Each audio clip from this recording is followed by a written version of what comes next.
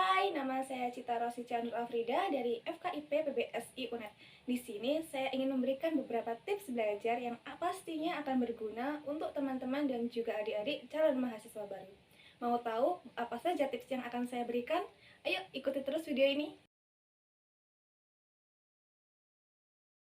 Tips yang pertama yaitu kalian harus tahu apa itu tujuan belajar kalian dan kumpulkan niat untuk melakukannya. Jika kita sudah tahu apa tujuannya, pasti niat akan selalu mengikuti.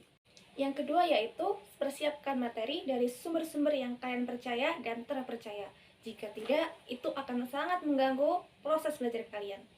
Sebuah sumber terpercaya biasanya bisa diambil dari jurnal, buku-buku, dan terutama dalam perpustakaan yang sudah disediakan oleh kampus sendiri. Yang ketiga yaitu kenali gaya belajar. Dengan mengenali gaya belajar akan memudahkan kita untuk mencari tempat atau cara yang lebih efektif dalam mengingat suatu informasi dan juga materi.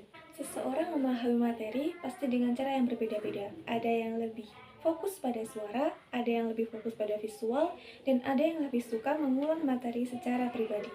Biasanya, jika seseorang lebih mahir dalam menggunakan pendengarannya, mereka akan lebih tertarik dengan sesuatu yang diterangkan secara langsung oleh dosen ataupun guru. Dengan seperti itu, biasanya siswa akan lebih mudah menangkapnya sehingga itu akan memudahkan kita dalam proses belajar. Atau metode yang kedua yaitu dengan cara visual. Biasanya dengan menggunakan video ataupun konten-konten yang ada di YouTube, kita bisa lebih memperdalam informasi yang ingin kita cari.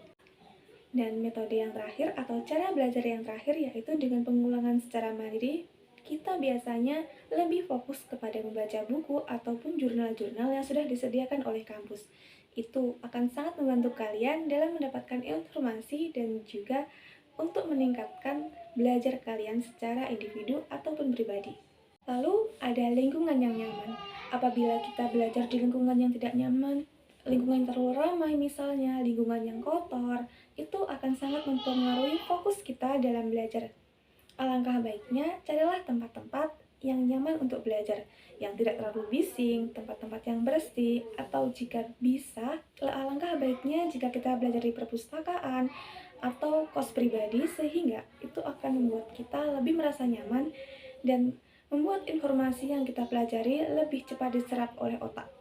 Pandai mengatur waktu tidak kalah penting dengan tidak menunda tugas, dikarenakan kita sebagai mahasiswa pastinya akan sangat banyak sekali kegiatan di luar kampus, entah itu organisasi ataupun kegiatan bermasyarakat.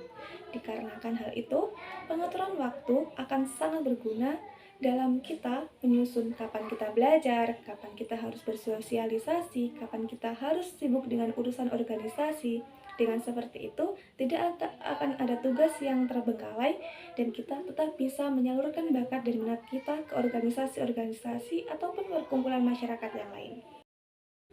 Nah, itu tadi beberapa tips yang bisa saya berikan dan saya sampaikan kepada teman-teman dan juga adik-adik calon mahasiswa. Semoga apa yang saya berikan dapat membantu kalian untuk kedepannya dalam belajar maupun dalam mencari kesibukan, relasi, dan yang lain.